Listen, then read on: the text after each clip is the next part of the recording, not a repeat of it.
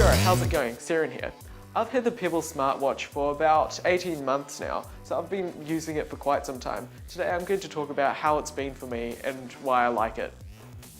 So just a little bit of background here. I backed Pebble in its Kickstarter campaign back in September of 2012, and I received my Pebble in March 2013, and I've been using it every day since.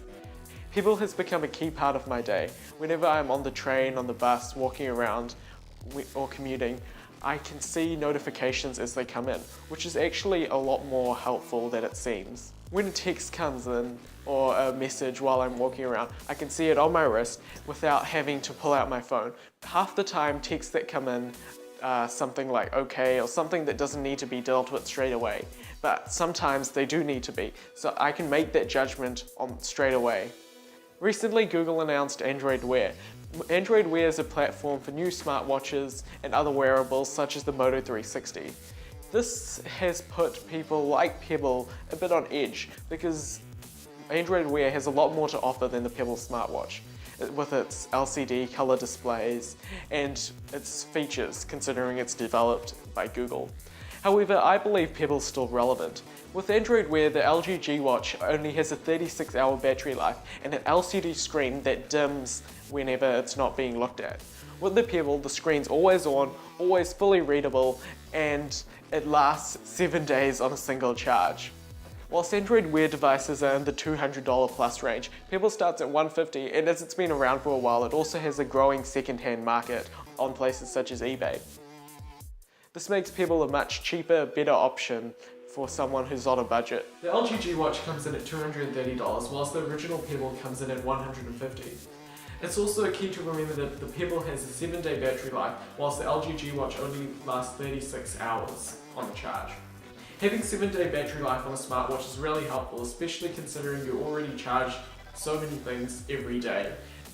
Not being forced into charging your Pebble as well is a huge bonus. Pebble has an e-paper display, which is a type of LCD display. The display on the Pebble is similar to paper in the fact that you can read it in sunlight. It also has a backlight which allows you to see it in the night, and you can flick your wrist to activate that. The display is nice outdoors and indoors. My only complaint is that its slightly low res makes text look slightly unideal, especially considering these high pixel density displays we're getting used to on our smartphones and computers these days.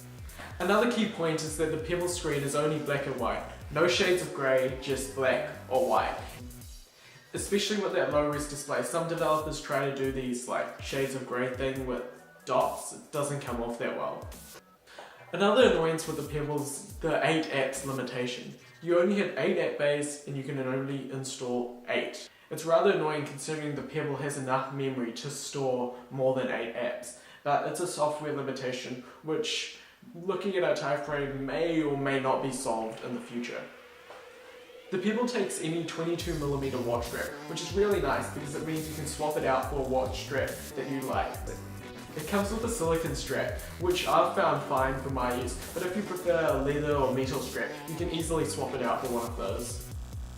Pebble has 4 buttons to control it, which is a little different to the touchscreens we're used to. However, I quite like this. I find it means I can use my Pebble if I get a notification. I can quickly look at it and press it right there. It's a lot easier than having to touch small on-screen controls, especially on a screen this small. Touching wouldn't be ideal. Saying that, I have had people walk up to it, look at it, and try to touch it, just because we're so used to that these days. The drawback compared to Android Wear is the fact that there's no microphone and everything you do has to be inputted through those 4 buttons. This means that you can't do as much. With Android Wear you can use Google Voice Search, which allows you to do a lot more. You can say, okay Google now. Another limitation is that Pebble has no microphone. One advantage with Android Wear is because of these small devices you don't want to put a keyboard on them, but with something like a microphone and paired with Google Now, you can perform actions via voice. Like, okay Google, text Ben Stewart. Unfortunately, you can't do anything like that with Pebble, and with its 4 buttons, you can't input that much information that quickly, which kind of limits its functionality.